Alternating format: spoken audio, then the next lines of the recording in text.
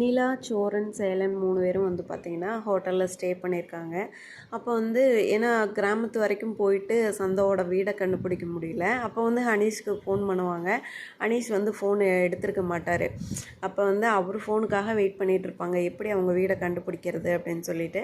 அப்போ அனீஷ் வந்து ஃபோன் பண்ணுவார். அப்போ எடுத்து பேசுவாங்க சேரன். அப்போ வந்து நீங்கள் வீட்டுக்கு வர வேணாம், நான் வந்து ஹோட்டலுக்கு வரேன், நீங்கள் எங்கே தங்கியிருக்கீங்க, அந்த ஹோட்டல் பேர் என்ன அப்படின்னு சொல்லி விசாரிச்சுட்டு அவர் வந்து காலையில் வர்றாரு. அப்போ வந்து சொல்கிறாங்க, நாங்கள் இந்த மாதிரி உங்கள் வீட்டில் வந்து பேசுகிறோம். ஏன்னா அவங்களுக்கு தெரியாமல் வந்து கல்யாணம் பண்ணணும் அப்படின்னு நினச்சது தப்பு தானே, அது கூட அவங்களுக்கு கோபமாக இருக்கலாம்.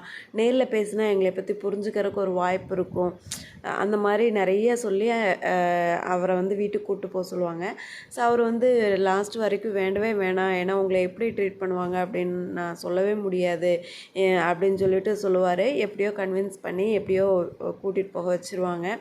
ஸோ போகிற வழியில் வந்து அனீஷ் வந்து ஒரு இடத்துல சொல்லுவார் இறங்கி, இது எல்லாமே எங்கள் நிலம்தான் அப்படின்னு சொல்லிட்டு.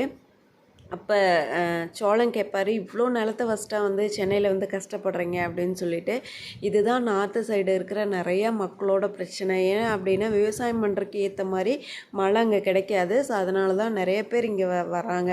ஸோ அவங்க வந்து அங்கே நிறைய நிலம்லாம் வச்சுருக்கிறது வந்து சொல்கிறப்ப இவங்க கேட்குறாங்க, இவ்வளோ கஷ்டப்படுறீங்க அங்கே வந்து அப்படின்றப்ப, இந்த மாதிரி எங்களுக்கு தண்ணி இல்லை, போர் போட்டு எடுக்கணும் அப்படின்னு சொன்னால் எங்களுக்கு நிறைய செலவாகும், அதனால தான் நாங்கள் அங்கே வந்து கஷ்டப்படுறோம் அப்படின்ற மாதிரி சொல்கிறாங்க. ஸோ இதெல்லாம் முடிச்சுட்டு திரும்ப வந்து அனீஷோட வீட்டுக்கு கூப்பிட்டு போகிறாரு. ஸோ அங்கே போன உடனே வந்து இவர் தான் வந்து சோழன் அப்படின்னு சொல்லி, சேரன், சோழன், இவங்க வந்து நிலா அப்படின்னு சொல்லி இன்ட்ரடியூஸ் பண்ணி வைக்கிறாரு. அவங்க அப்பா வந்து பயங்கர கோபமாக எழுந்திரிச்சு வேறு ஒரு சேரில் போய் உட்கார்றாரு. 3 பேருமே பயங்கரமாக ஷாக் ஆகுறாங்க.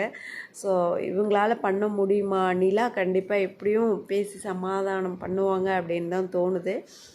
பார்க்கலாம் அடுத்தடுத்த எபிசோடில் என்ன நடக்குது அப்படின்றத நான் நெக்ஸ்ட் வீடியோவில் பார்க்குறேன். பாய்.